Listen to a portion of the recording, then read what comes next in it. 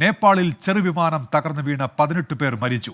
ശൗര്യ എയർലൈൻസിന്റെ വിമാനമാണ് തകർന്നു വീണത്.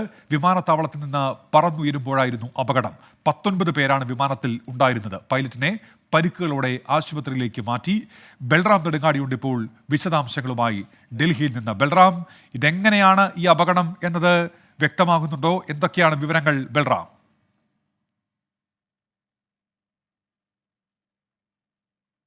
ഉന്മേഷ്, അപകടത്തിന്റെ കാരണം സാങ്കേതിക തകരാറാണ് വിമാനത്തിന്റെ എന്നാണ് പ്രാഥമികമായി ലഭിക്കുന്ന വിവരം. ഔദ്യോഗികമായി ഇക്കാര്യത്തിൽ സ്ഥിരീകരണം ഉണ്ടായിട്ടില്ല.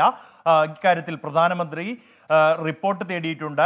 ഒപ്പം തന്നെ നേപ്പാൾ പ്രധാനമന്ത്രി KP ശർമ്മ ഓലി ഈ അപകട സ്ഥലം സന്ദർശിച്ചു. അദ്ദേഹം വിമാനത്താവള അധികൃതരോടും ഒപ്പം തന്നെ നേപ്പാൾ സിവിൽ ഏവിയേഷൻ അതോറിറ്റിയോടും ഈ വിഷയത്തിലുള്ള വിശദമായ റിപ്പോർട്ട് തന്നെ തേടിയിട്ടുണ്ട്. ഈ സിവിൽ ഏവിയേഷൻ അതോറിറ്റിയാണ് 18 പേരുടെ മരണം സ്ഥിരീകരിച്ചിരിക്കുന്നത്. ഒരാൾ പരിക്കേറ്റ് ഇപ്പോൾ ചികിത്സയിലാണ്. ഇയാളെ വിമാനത്താവളത്തിൽ നിന്നും പ്രത്യേക ഹെലികോപ്റ്ററിലാണ് ആശുപത്രിയിലേക്ക് മാറ്റിയത്. നിലവിൽ ചികിത്സയിലുള്ളത് വിമാനത്തിന്റെ പൈലറ്റ് ആണ് എന്നാണ് ലഭ്യമാകുന്ന വിവരം.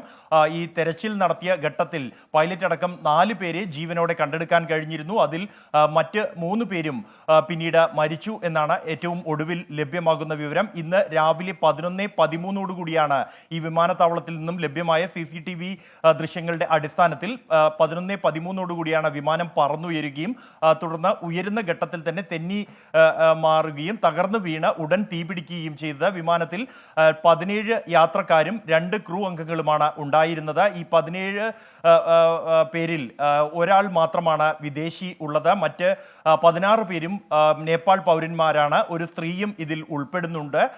എന്തായാലും പ്രധാനമന്ത്രി വിശദമായ റിപ്പോർട്ട് തന്നെ ഈ വിഷയത്തിൽ തേടിയിട്ടുണ്ട്. ശൗര്യ കമ്പനിയുടെ ചെറുവിമാനമാണ് തകർന്നു വീണത്. ഈ വിമാനം കാഠ്മണ്ഡുവിൽ നിന്നും പൊക്രയിലേക്ക് സർവീസ് നടത്തുന്ന ഒരു കമ്പനിയാണ് ശൗര്യ എയർലൈൻസ്. അവർക്ക് 2 വിമാനങ്ങളാണ് ഇത്തരത്തിൽ സർവീസ് നടത്തുന്നത്. അതിൽ ഒരു വിമാനമാണ് അപകടത്തിൽപ്പെട്ടത്. എന്തായാലും സംഭവത്തെ വളരെ ഗൗരവത്തോടെ കാണുന്നു എന്നാണ് വിമാനത്താവള അധികൃതരും ഒപ്പം തന്നെ ഈ സിവിൽ ഏവിയേഷൻ അതോറിറ്റിയും വ്യക്തമാക്കിയിരിക്കുന്നത്. ഉന്മേഷ്, ശരി.